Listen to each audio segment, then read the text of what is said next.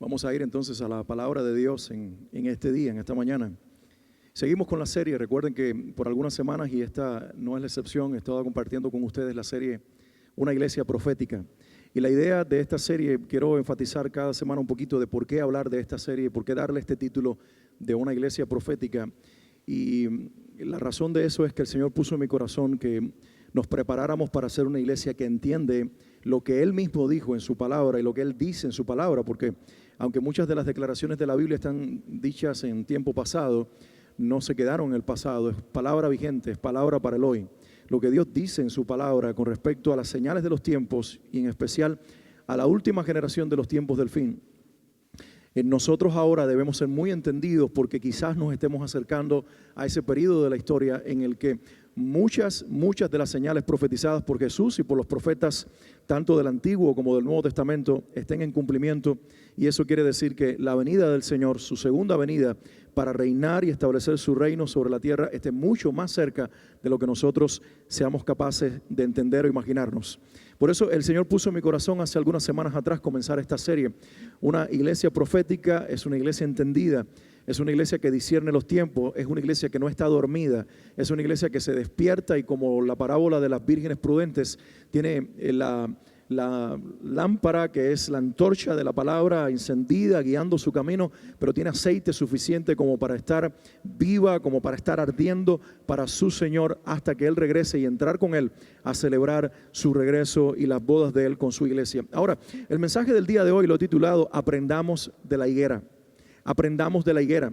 Y se basa, y tomo literalmente el título de este pasaje de Mateo 24, específicamente los versículos 32 al 36. Mateo 24, si lo has leído anteriormente, junto con Lucas 21, son los dos relatos que hacen estos dos evangelistas, específicamente donde registran el momento en el que sus discípulos y Jesús comienzan un diálogo y ellos le hacen unas preguntas al Señor, que parece ser una pregunta sola, pero son tres en una, donde lo están increpando para que Él les diga cuándo ocurriría aquel evento que Él acababa de revelar, que sería la destrucción del templo de Jerusalén. Y comienza entonces la declaración profética más grande de toda la Biblia, porque tenemos que tener en cuenta que el más grande profeta de todos los tiempos es Jesús.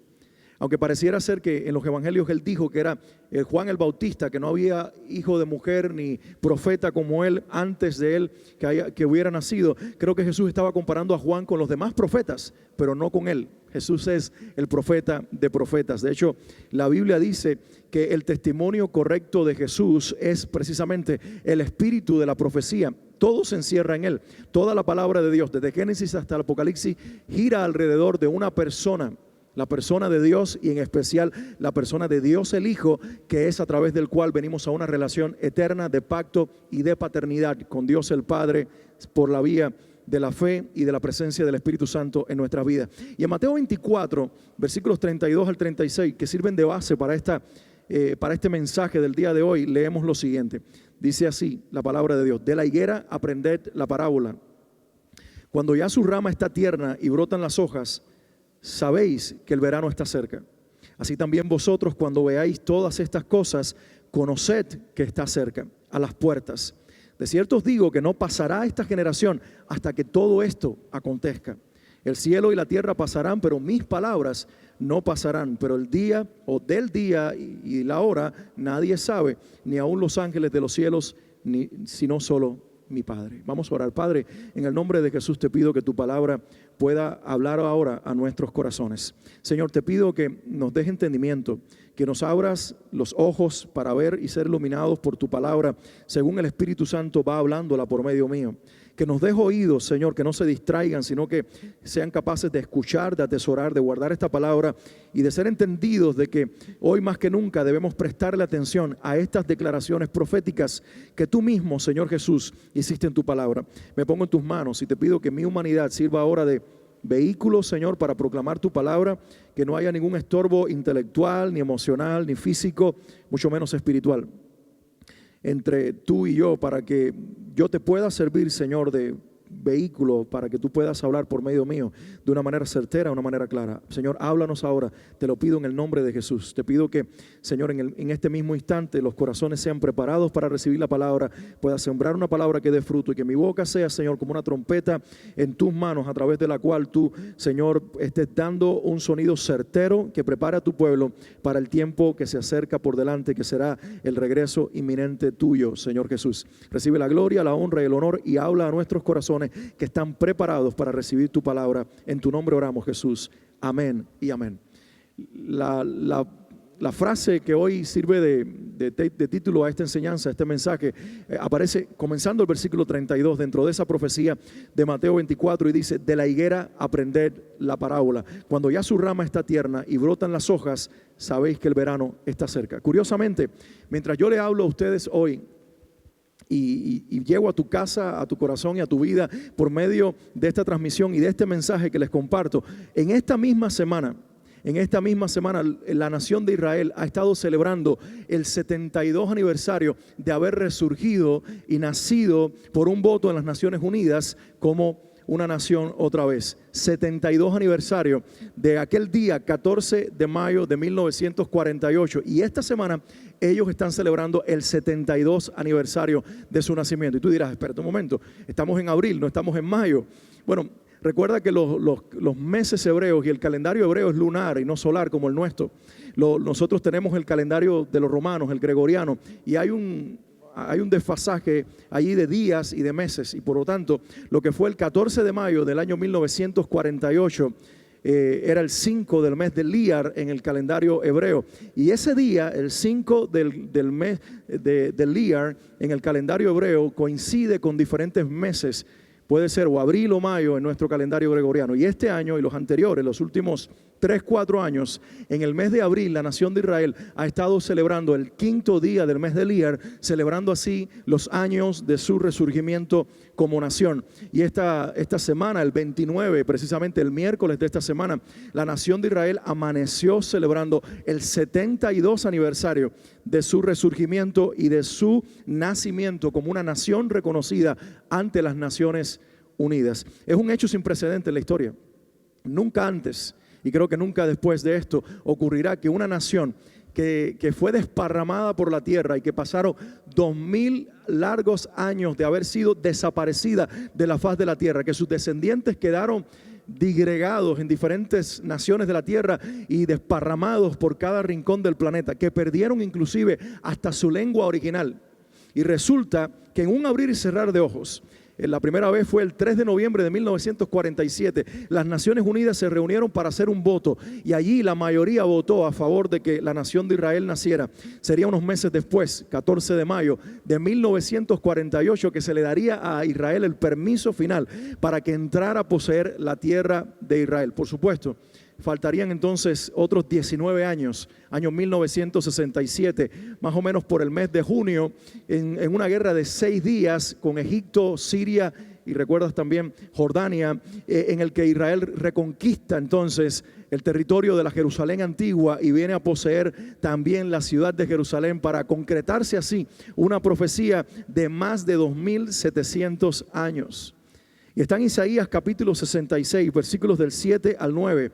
La profecía dice, Isaías profetizó 7 siglos antes de Cristo, 2700 años antes del evento del nacimiento de Israel como nación, el 14 de mayo de 1948, o el 5 del mes de Liar en aquel año 1948. Y la profecía dice: antes que estuviese de parto, dio a luz. Antes que le viniesen dolores, dio a luz hijo. ¿Quién oyó cosa semejante? ¿Quién vio tal cosa? ¿Concebirá la tierra en un día? ¿Nacerá una nación de una vez?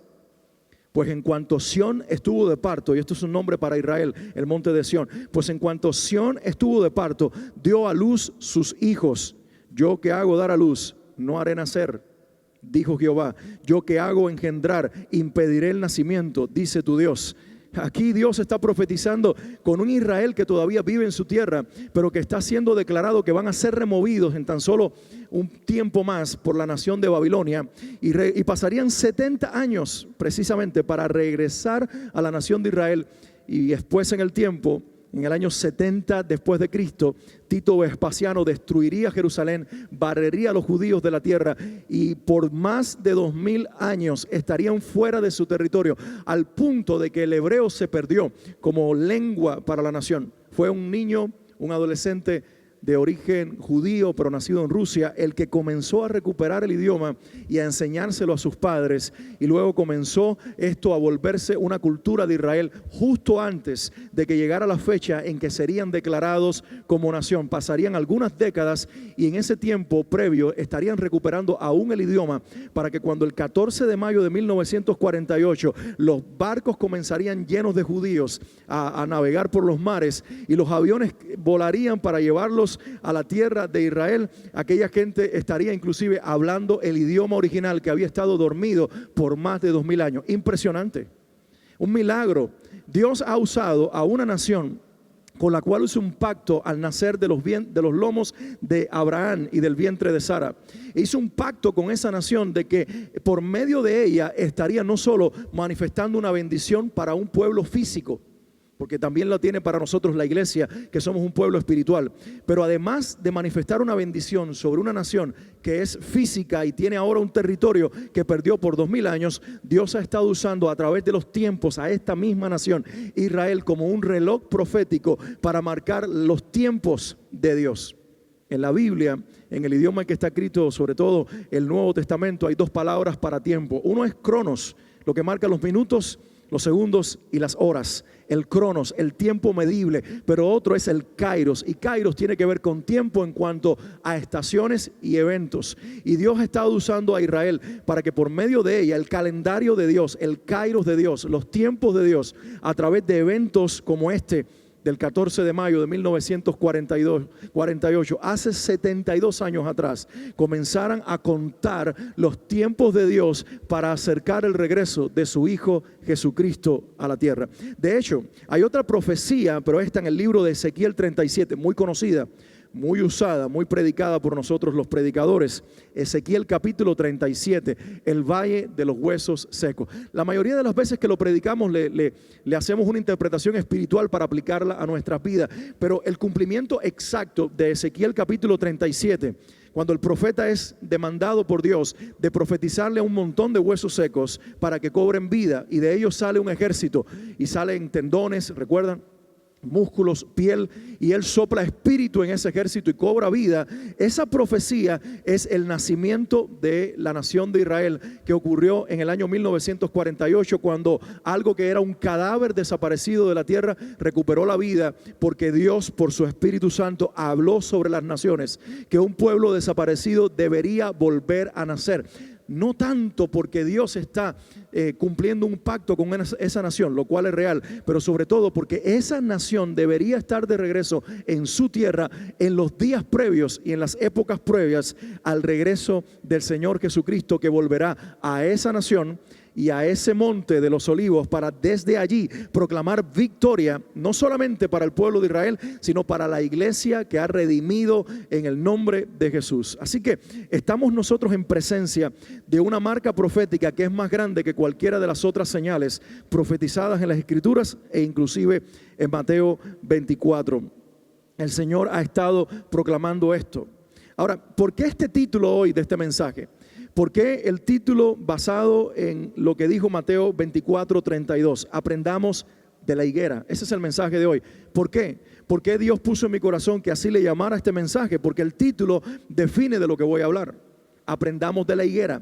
Te leo una vez más el versículo 32, sobre todo la frase inicial, que es la que me interesa resaltar en el día de hoy. Dice así: de la higuera aprended la parábola. Así que está haciendo una parábola aquí, como las anteriores. Hay 4 parábolas entre Mateo 24 y Mateo 25. Vimos 2 en las semanas anteriores de Mateo 25, combinada con Lucas 19, recuerden la de los talentos o minas. Y hoy vamos a ver una tercera parábola, que es esta de la higuera. Y dice: de la higuera aprended la parábola. Y es la parábola más simple que Jesús usa en esos 2 pasajes, en esos 2 capítulos. Y la parábola se resume en esta frase que voy a leer ahora. Dice: cuando ya su rama está tierna y brotan las hojas, sabéis que el verano está cerca. Y sí, por supuesto, él está poniendo la atención en una nación agricultora que conoce muy bien cómo surge esta planta, cómo crece y cómo brotan sus ramas y más tarde sus frutos.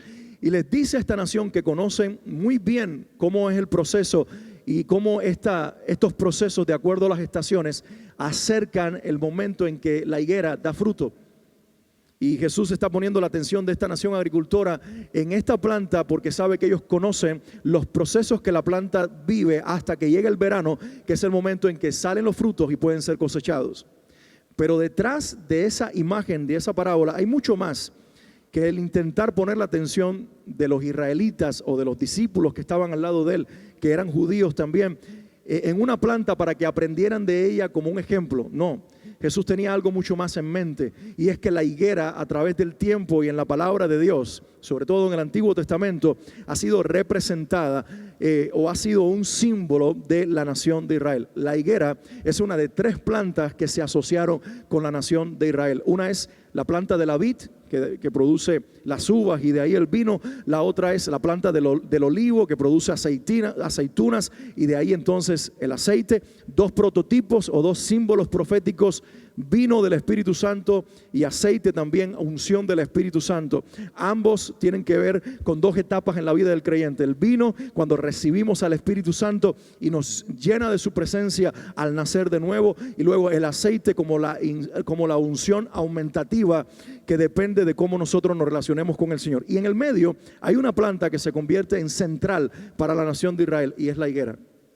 La higuera está muy relacionada con la nación de Israel. De hecho, yo creo que en el tiempo, y sobre todo en el Nuevo Testamento, la vid viene a ser más bien un simbolismo que deja de relacionarse con Israel, aunque Dios lo sigue manteniendo, pero se relaciona más con la iglesia. Juan capítulo 15. De hecho, la rama cortada, seca de la vid es representativo de Israel, que es cortado y sacado de la vid porque no da fruto, porque no creyó en quien es el tronco de la vid, Jesucristo. El olivo viene a representar, según Romanos 9, 10 y 11, ese árbol que es Dios, donde nosotros, que no éramos del pueblo de Israel, como una rama injertada, fuimos puestos y somos la iglesia gentil, la iglesia no judía, la iglesia que no tiene sangre israelita, pero que sin embargo ha sido puesta en un árbol, el árbol de la vida eterna, que fue proclamado a una nación física, pero que ahora se extendió a una nación espiritual por medio de Jesucristo y su iglesia. Y dice el Señor ahí en Romanos 9, 10 y 11, que Israel al final de los tiempos será reinjertada al olivo para recuperar vida, y todo Israel, el remanente vivo, antes del regreso de Cristo, llegará un momento en que toda la nación de Israel va a proclamar a Jesucristo como Hijo de Dios, como Señor de sus vidas y como el Mesías verdadero. Y en medio de esas 2 plantas, la vid y el olivo, está la planta de la higuera. De hecho, quiero leerte algunos pasajes más adelante que tienen que ver con la higuera, pero quiero ir al inicio de la palabra profética o de las señales de Jesús, cuando comienza Mateo 24, versículos del 1 al 2. Así comenzó todo lo que Jesús comienza a declarar en Mateo 24, inclusive llegando al versículo 32, que habla de la higuera, anunciando algo en relación con Israel. Comenzó con estas palabras que les voy a leer a ustedes a continuación. Cuando Jesús salió del templo y se iba, se acercaron sus discípulos para mostrar los edificios del templo. Respondiendo, él les dijo: ¿veis todo esto?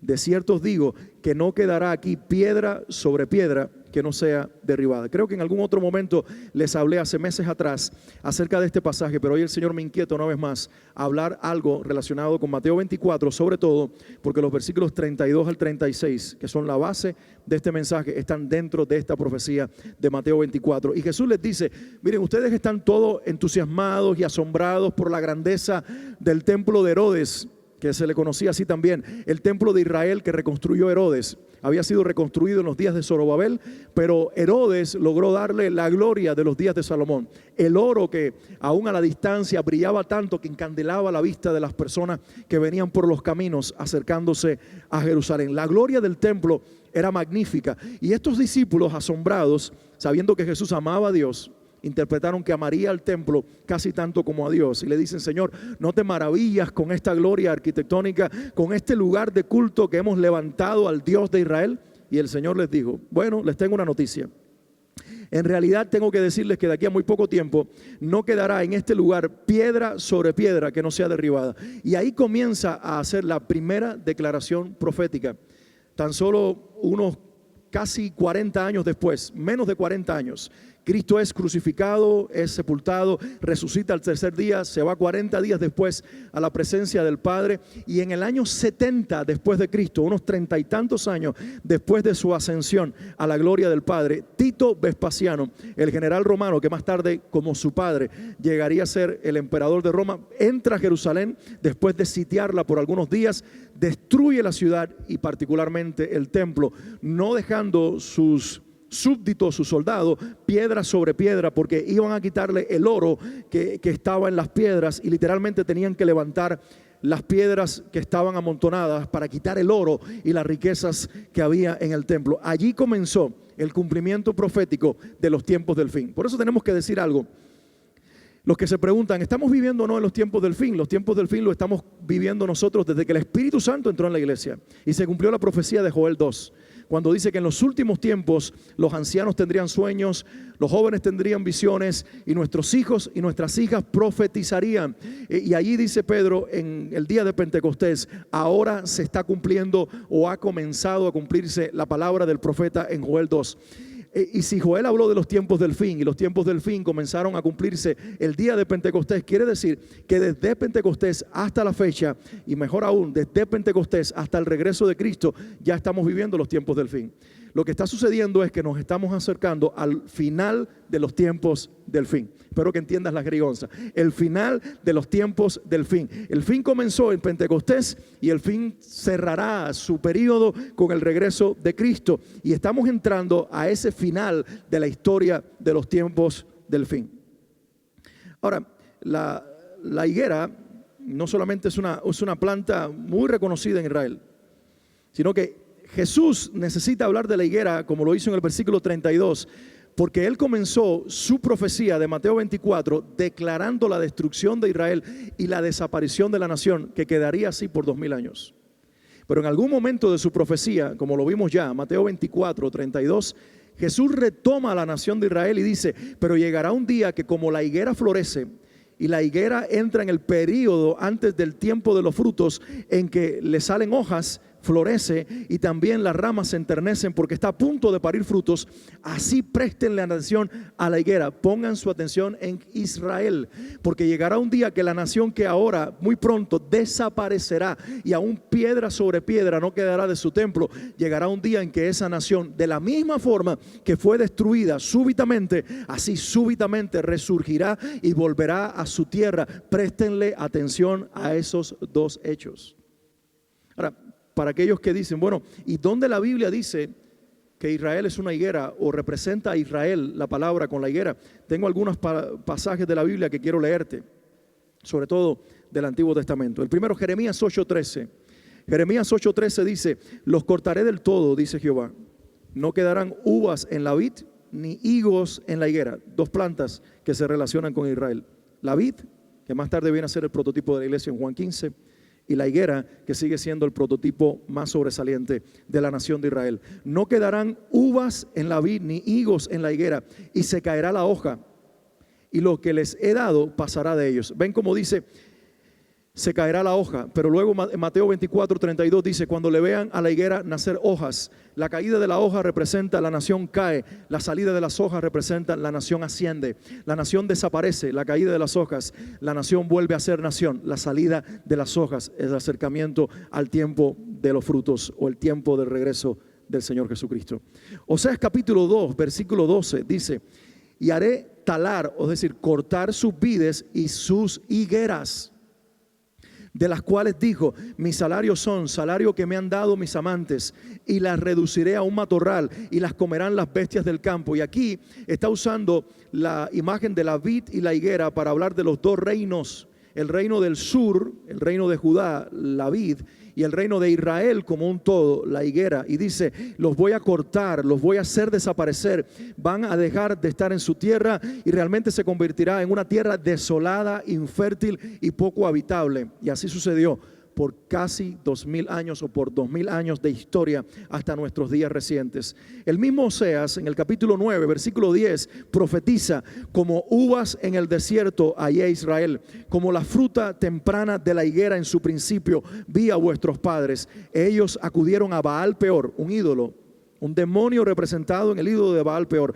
Ellos acudieron a Baal Peor, se apartaron para vergüenza y se hicieron abominables como aquellos que amaron. El Señor está profetizando, primero Jeremías, ahora Oseas, en 2 pasajes.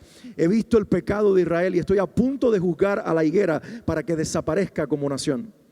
Habacuc capítulo 3, versículo 17. Les hablé de Habacuc hace semanas atrás cuando comenzábamos o estábamos a punto de entrar en estos días de cuarentena. Mi mensaje fue sobre el libro de Habacuc que Dios me lo había dado la noche anterior, ¿recuerdas? Y ahí la canción de Habacuc en el capítulo 3 hace una declaración en el versículo 17 que tiene que ver con la nación de Israel y dice: aunque la higuera no florezca. Porque Habacuc había acabado de ver una visión en la cual Dios le revelaba: voy a destruir a la nación de Israel, la voy a llevar deportada o desterrada a Babilonia. Y entonces él dice: aunque la higuera no florezca, aunque Israel deje de dar fruto, ni en las vides haya frutos, aunque falte el producto del olivo. ¿Ves las 3 imágenes? Las 3 plantas: la higuera, la vid y el olivo. Dice: y los labrados no den mantenimiento, y las ovejas sean quitadas de la majada, y no haya vaca en los corrales. Y él dice: con todo yo me gozaré en el Señor mi Dios. Pero luego llegamos al Nuevo Testamento y Jesús dice en Lucas 13, versículos 6 al 7. Lucas 13, versículos 6 y 7 dice: dijo también esta parábola. Tenía un hombre una higuera plantada en su viña, y vino a buscar fruto en ella, y no lo halló. Y dijo al viñador: he aquí hace 3 años que vengo a buscar fruto en esta higuera, y no lo hallo. Córtala, ¿para qué inutiliza también la tierra? Y aquí en esta parábola del hombre que viene a su campo y encuentra que la higuera no produce y manda a su siervo a cortarla, está hablando de la nación de Israel. No encuentro fruto en ella y por lo tanto va a ser cortada. Está profetizando lo que ocurriría antes de que el primer siglo terminara. Y no olvidemos aquel momento en que Jesús viene por el camino, ¿recuerdan? Y se acerca a una higuera que estaba florecida, tenía muchas hojas. Y dice la parábola, recuerden, de Mateo 24, 32, que cuando una higuera tiene hojas es porque está a punto de dar fruto. Y Jesús dice: tiene demasiadas hojas. Así que por lo menos los primeros frutos ya nacieron. Y mete su mano para encontrar algunos frutos de la higuera y realmente no encuentra nada. ¿Lo recuerdas? Y entonces delante de sus discípulos Jesús le dice a la higuera: te maldigo desde tu raíz, sécate y no des más fruto. Y se fueron. Y al siguiente día, cuando regresan, Pedro le dice: Señor, mira, la higuera que maldijiste se secó desde su raíz. Y Jesús les da un principio de fe a partir de ese momento. ¿Recuerdas? Les dice: asimismo, si la fe de ustedes es capaz de decirle, aunque pequeña como un grano de mostaza, de decirle a esta montaña: muévete, desarráigate y échate en el mar, así será. Porque para el que cree, todo es posible. Y pareciera que lo único que Jesús buscaba con maldecir la higuera era darle una lección de fe a sus discípulos, pero había mucho más. Jesús le estaba diciendo a la nación de Israel con este acto profético: ustedes como higuera tienen muchas hojas, mucha ley, tienen mucha tradición, aparentemente están vivos y tienen fruto eterno y espiritual, pero han rebosado la copa de la ira de Dios y el Señor está a punto de arrancarlos de raíz de la tierra para que esta generación no dé fruto, porque de ella no nacerá nada. Entonces así Jesús estaba profetizando el fin de la era de Israel en el año 70 después de Cristo, y pasarían 2000 años hasta que finalmente el juicio de Dios sobre esa nación terminaría y la nación en un día, insisto, según la profecía de Isaías, se cumpliría en la nación de Israel cuando el órgano de las Naciones Unidas votaba a favor de que ellos se volvieran una nación, cumpliéndose así el 14 de mayo bajo el liderazgo de Ben Gurión, David Ben Gurión, entrar a Jerusalén y proclamar, o más bien entrar a Israel, porque Jerusalén sería tomada 19 años después, y proclamar: esta es la nación de Israel. Entonces, ¿por qué hago tanto énfasis en esto hoy? Sobre todo, yo no tenía intención de hablar de este tema y el Señor me cargó hace semana y media atrás de preparar o comenzar a preparar las primeras notas de este mensaje. Yo no sabía que cuando lo predicara, el domingo en que yo predicara este mensaje, sería parte de la celebración de Israel del 72 aniversario de su nación. Bueno, tenemos que entender algunas cosas al respecto. En la Biblia, en el Salmo 90, está profetizado que los años de una nación o de una generación, debo decir, son 70 años, 80 años en los más robustos. Y así bíblicamente se establece que una generación vive hasta 80 años.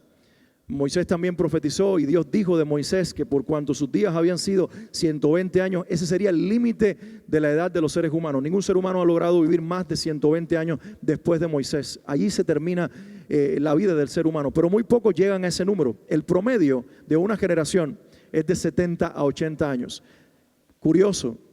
En la Edad Media no era el promedio de vida de una generación 70, 80 años. Las personas vivían cuando más hasta cerca de los 40 años. El promedio de edad estaba en los 35, 36, 37 años. Las guerras y las pandemias o las pestes barrían a las personas y las mataban demasiado temprano. Entonces la mayoría de las personas en la Edad Media murieron antes de llegar a los 40 años.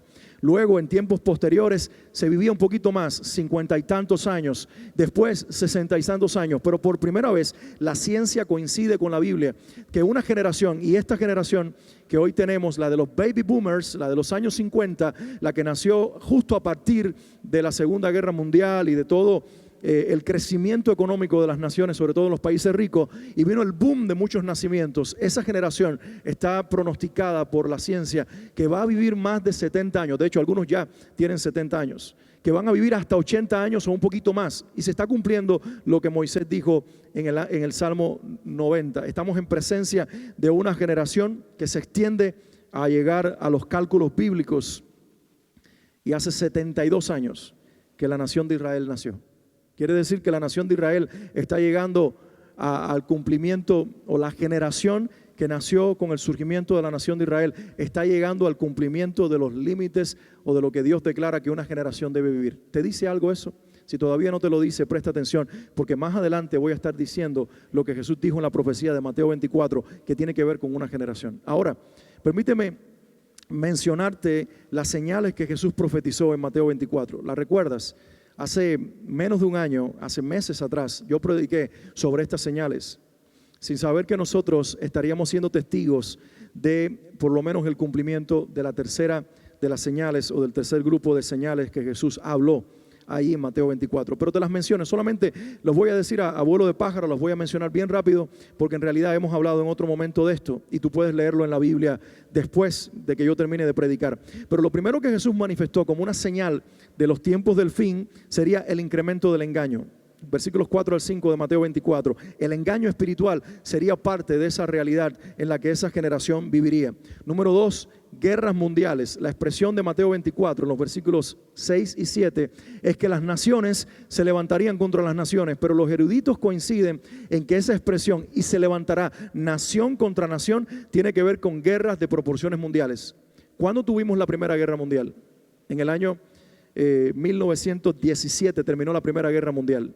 Ahí comenzó, en esa primera parte del siglo XX, comenzó creo que como por el 1912, si no me equivoco, y ya para el 1917 justo estaba terminando la Primera Guerra Mundial, si no me fallan los cálculos. Y después, 21 años después, en la misma época o en la misma generación, 21 años después, en el 1942 hasta el 1945 tuvimos la Segunda Guerra Mundial, las dos comenzadas por el Reino de Prusia o Alemania, con motivos diferentes, pero de alguna forma en la historia, si ustedes investigan, van a ver cómo la nación de Israel tuvo que ver con las dos guerras de alguna manera, fuera directamente o indirectamente.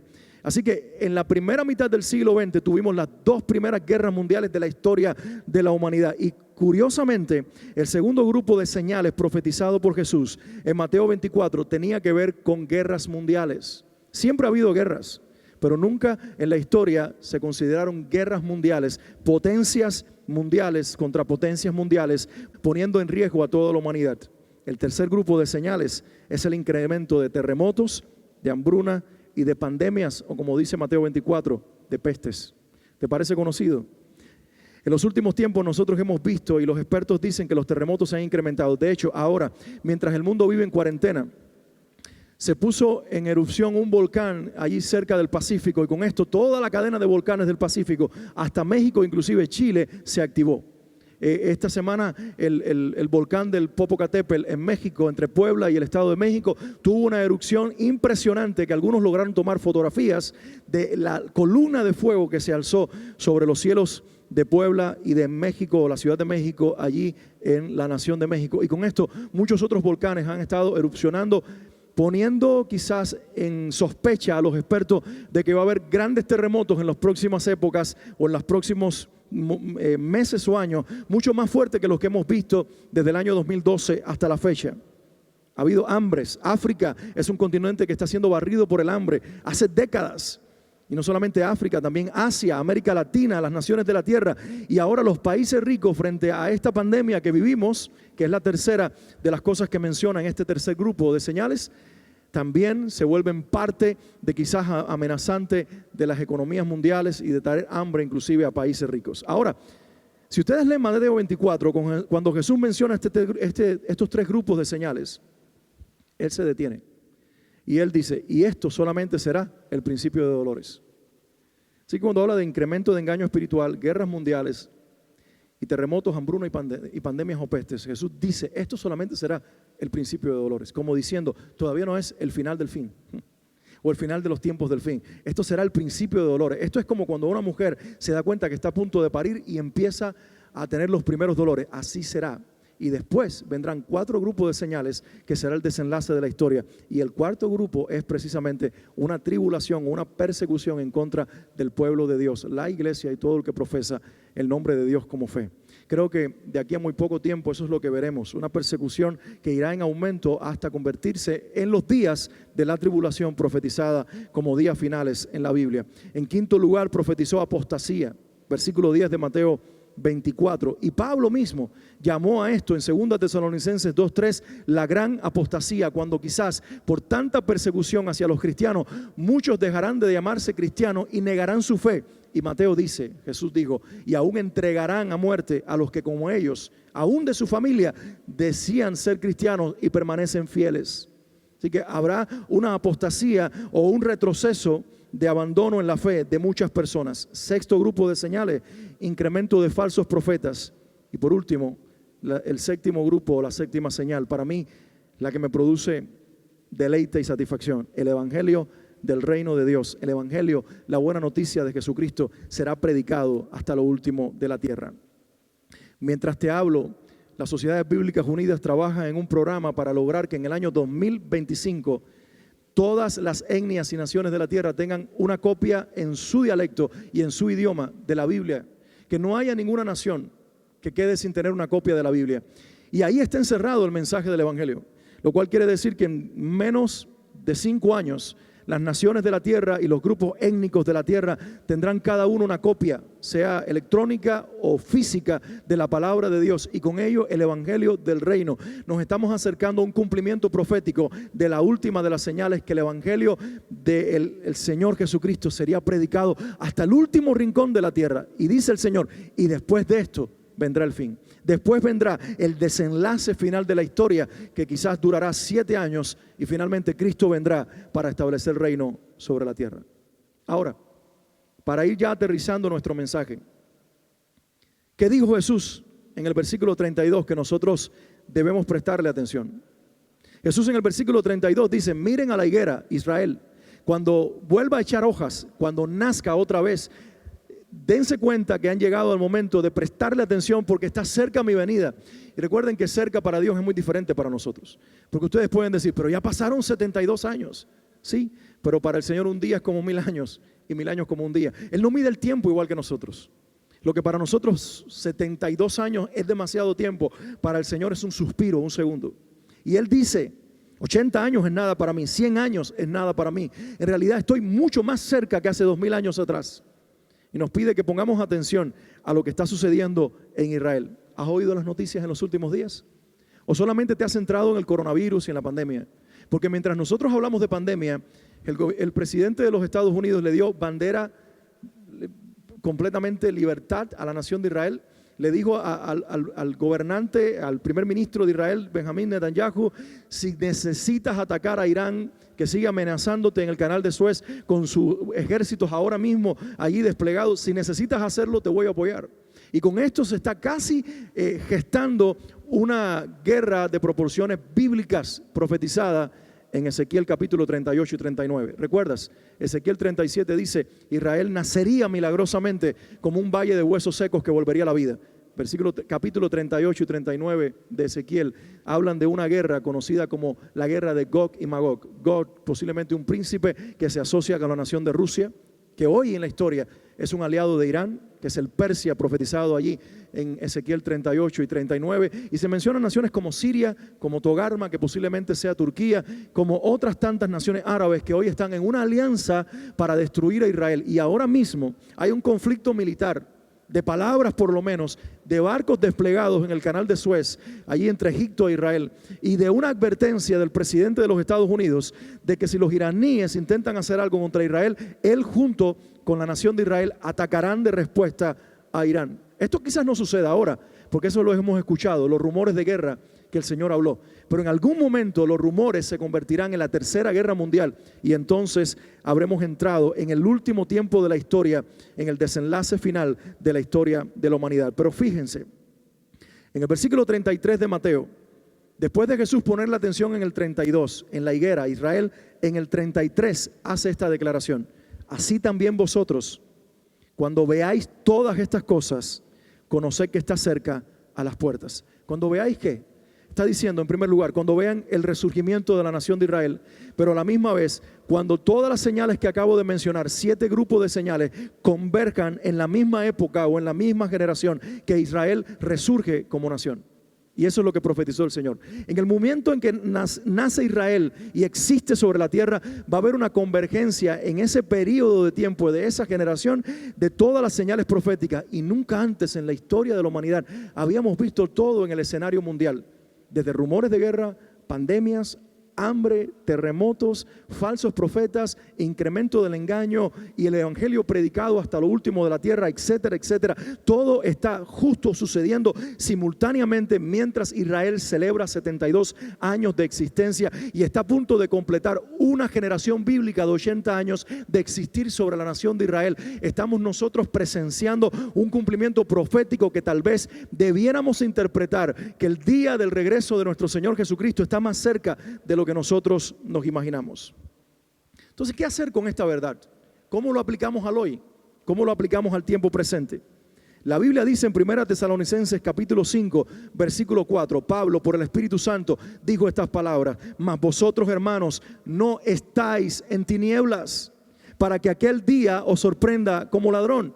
Es verdad que en Mateo 24 Jesús dijo: ni el día ni la hora, ni yo lo sé, ni los ángeles, solo mi Padre. Pero Él no nos dijo que nosotros desconociéramos los tiempos. Nos habló del día y de la hora, pero no de que fuéramos desentendidos o estuviéramos sin conocimiento o entendimiento espiritual del momento, de la época en que Jesús regresaría. Más bien Pablo dice: nosotros no estamos en oscuridad, no estamos en tinieblas. Nosotros, en otras palabras, tenemos la iluminación de la revelación por el Espíritu Santo para que aquel día, el del regreso del Señor, no nos sorprenda a nosotros como un ladrón. En Mateo 24, 44, en la misma profecía que estoy compartiendo con ustedes, Jesús dijo estas palabras: por tanto, también vosotros estad preparados, porque el Hijo del Hombre vendrá a la hora que no pensáis. Está bien, no veas el día ni la hora, no le pongas fecha a mi regreso, pero sí tienes que estar preparado para que no te sorprenda el regreso de tu Señor Jesucristo. Iglesia, la pregunta hoy es: ¿cómo se prepara una iglesia para esperar despierta y alerta a que su Señor regrese? La Biblia dice en 1 Tesalonicenses, también en el capítulo 5, pero los versículos 6 y 8, Pablo por el Espíritu Santo profetiza y declara esto: por tanto, no durmamos como los demás, sino velemos y seamos sobrios. Pues los que duermen, de noche se duermen, y los que se embriagan, de noche se embriagan. Pero nosotros que somos del día, seamos sobrios, habiéndonos vestido con la coraza de fe y de amor y con la esperanza de salvación como yelmo.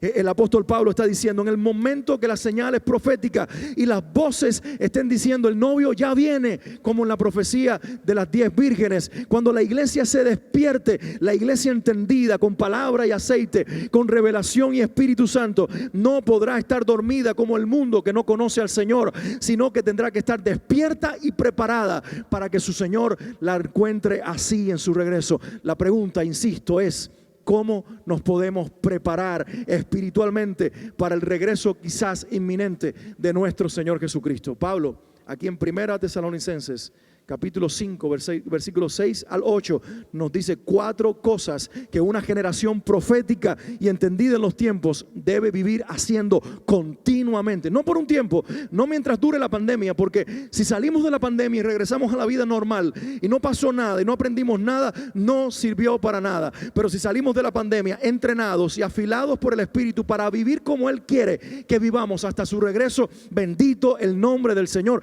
que tiene una iglesia sobre la tierra, no solamente despierta, sino también preparada.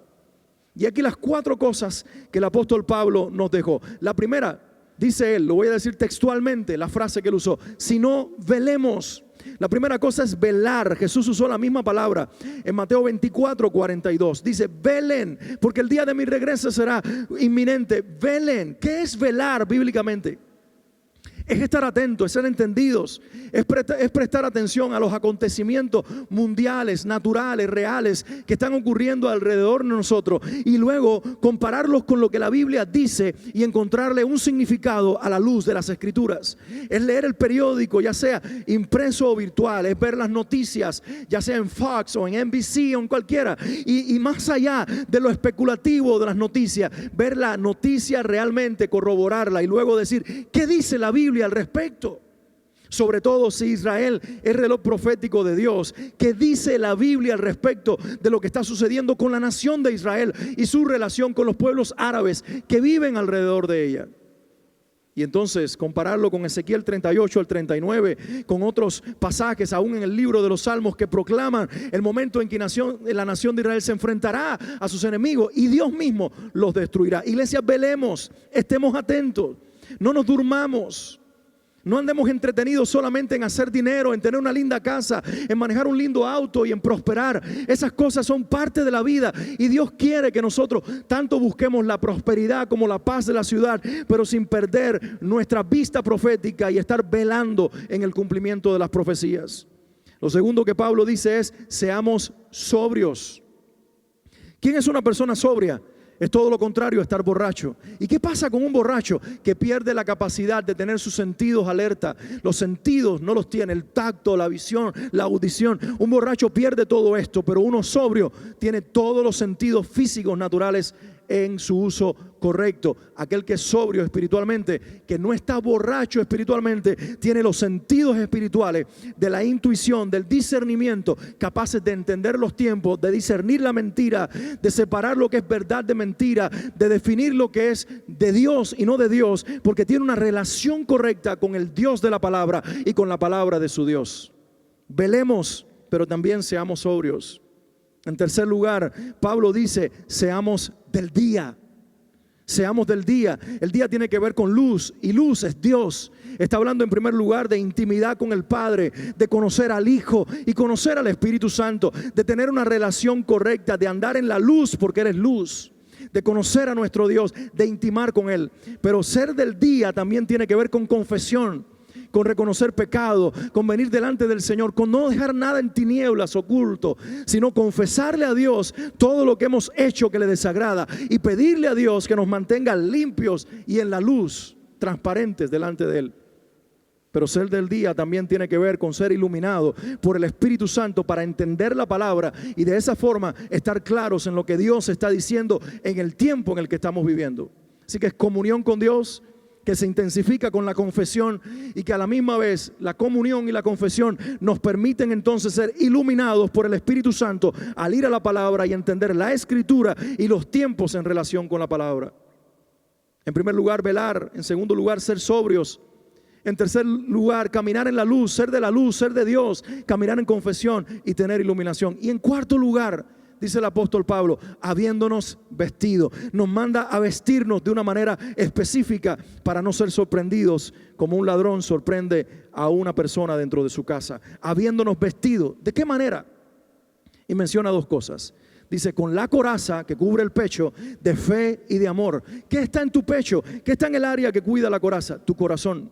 Estamos viviendo tiempo y van en incremento en que seremos testigos de un enfriamiento del amor muy grande, aún dentro de la iglesia, y de una disminución de la fe de una manera increíble. La gente se volverá más pragmática, más incrédula, más fría, menos amorosa. Pero creo que Dios está levantando un remanente, una iglesia que es entendida de los tiempos, que vela, que es sobria, que también camina en el día en intimidad con su Padre y que se viste de una coraza de fe y de amor por el Espíritu Santo, porque estos son frutos o virtudes del Espíritu Santo activo en la vida de una iglesia. Si el mundo se llena de frialdad y de falta de amor, tú y yo seremos bautizados con amor. Si la gente deja de creer, tú y yo creeremos. Se terminarán las críticas en la iglesia. No juzgaremos las decisiones de la persona, si fueron hechas bien o hechas mal. Amaremos, buscaremos al perdido, amaremos al hermano, amaremos la familia, caminaremos en la fe de los hijos de Dios. Porque es la fe la que hace que seamos agradables para nuestro Padre. Pero dice también que aparte de ponernos la coraza de fe y de amor, también nos vistamos de la esperanza de la salvación como yelmo. El yelmo es el casco y el casco cubre la mente. Nunca antes en la historia la iglesia va a ser tan atacada en el área de los pensamientos como en esta generación. Va a ser afectado tus pensamientos. El enemigo va a querer que tú dudes de quién eres en Cristo y de quién es Él en ti. Él va a querer atacar la esencia misma de tu fe, que es tu salvación. Pero tienes que ahora revestirte del yelmo de la salvación, ir a la palabra y revestirte de los pensamientos de la salvación y de la vida eterna, que por su palabra el Espíritu Santo va a estar sembrando en ti. Se necesita una iglesia fuerte, afirmada, firme, que cree quién es en Dios y quién es Dios en ella, que es entendida en los tiempos, que tiene el yelmo de la salvación, una mente protegida por la verdad de Dios y que tiene una coraza de fe y amor que guarda su corazón. Iglesia, si así nos encuentra el Señor, nos encontrará preparados. Recuerda, 1 Tesalonicenses 5, 6 al 8. Velemos, seamos sobrios, seamos del día y también vistámonos con la coraza de fe y amor, con el yelmo de salvación cubriendo nuestros pensamientos. En este día hago un llamado a tu vida, un llamado a que si has estado entretenido en los últimos días y has estado poniendo tu corazón en cosas temporales, naturales, que son parte de nuestra existencia, pero no pueden ser prioridad, hoy le digas al Señor: Padre, todo lo demás queda en segundo plano. Tú, tu palabra y tu propósito se vuelven prioritarios para mí. Viviré en la tierra, haré mis trabajos, negociaré, intercambiaré, ganaré dinero, lo invertiré, lo gastaré, amaré a mi familia, cuidaré mi casa, haré todo lo que naturalmente tengo que hacer. Pero mi prioridad serás tú, tu palabra y tu propósito. ¿Dónde está la iglesia que hoy le dice: Señor, tú, tu palabra y tu propósito son prioridad para mi vida? Y si eso lo hacemos así, seremos de los que velen, de los sobrios, de los que caminemos en el día, en la luz con nuestro Padre, en confesión a Él y en comunión con su palabra. Y por supuesto estaremos vestidos de fe y amor y del yelmo de la salvación. Oro por tu vida y te llamo en este día a que te arrepientas si es necesario y a que confieses con tus labios: Señor Jesús, Hijo de Dios. Al mirar las naciones y al mirar Israel, al mirar los tiempos que se cumplen proféticamente, la convergencia de señales y todo lo que tu palabra proclamó cumplido delante de mis ojos, me niego a cerrar la vista, a ignorar tu palabra y a vivir entretenido o entretenida. Hoy miro, Señor, tu palabra, me consagro a ti y te pido vivir preparado, preparada para el día en que tú sorprenderás a todos, menos a mí y a tu iglesia, cuando tú vengas a levantarnos para reinar contigo para siempre. Oramos, Padre, en el nombre de Jesús. Bendice la palabra predicada en este día. Siémbrala en el corazón de tus hijos. Que dé vida, que dé fruto y que nos prepares hoy y cada día por delante para tu regreso. Queremos ser una iglesia que vele, que esté preparada, que tenga ojos abiertos, oídos abiertos para entender los tiempos a la luz de tu palabra. Señor, permítenos ser sobrios, que no nos emborrachemos con nada natural ni espiritual que nos aparte de ti o que afecte nuestros sentidos espirituales.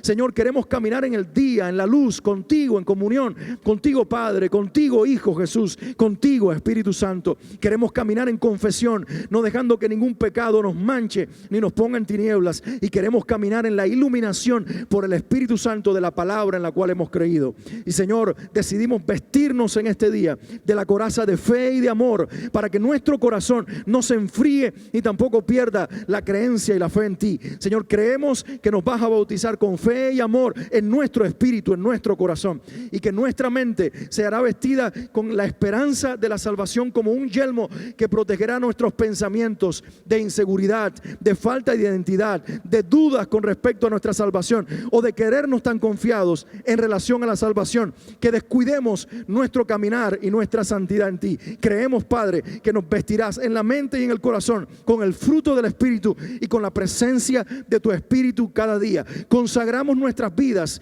planes, propósitos y sueños a ti. Creemos en ti, Señor. Creemos a tu palabra y creemos a tus propósitos mientras vivimos naturalmente sobre la tierra. En el nombre de Jesús. Amén y amén. Iglesia, Dios te bendiga y que hoy puedas disfrutar con tu familia mientras esta palabra se vuelve vida en ti y en los tuyos. Un abrazo, el Señor te bendiga. Gracias por haber llegado hasta el final en este tiempo de celebrar juntos al Señor. Nos vemos pronto, mantente al tanto de cada una de nuestras actividades. Bendiciones.